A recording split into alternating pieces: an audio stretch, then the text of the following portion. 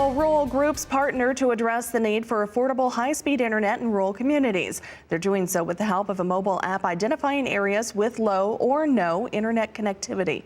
And joining us now is Nathan Ohle. He's with the Rural Community Assistance Partnership. Nathan, thanks for taking the time to chat with us this morning.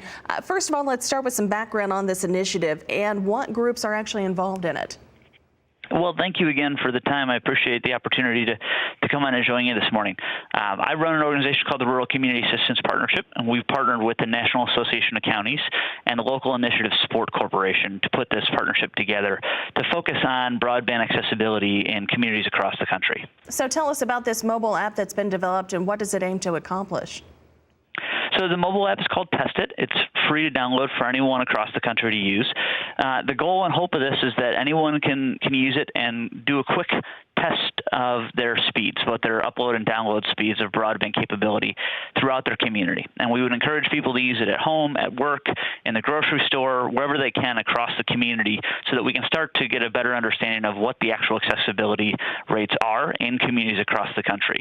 One of the things that we've seen is that the FCC map that currently showcases the broadband accessibility in communities is not entirely accurate. It may capture one part of a census tract or one part of a community, but doesn't give a real accurate representation of broadband accessibility. And so this is an opportunity for people across the country to utilize the app for free, to start downloading their speeds everywhere they are, and so that we can get a much better picture and clearer picture of what broadband accessibility truly looks like, especially in rural communities across the country. The information that they collect, do they need to register it, or does the app gather that information and also pinpoint the location so it's known from that regard? They don't need to register at all. They upload the app, and then as soon as they hit the button to download, to access the download and upload speeds, it's automatically populated. It doesn't share any personal information or private information, just simply the geolocation of where they are and the speeds that are downloaded. And can you speak to the need for rural broadband and your end goal for this initiative? Yeah, I mean, for us, rural communities across the country are struggling with a lot of things, primarily broadband accessibility, which leads to better economic growth and opportunity. It leads to businesses, startups. The startup rate increases as you see broadband accessibility increase, but also it's just quality of life for people in communities across the country.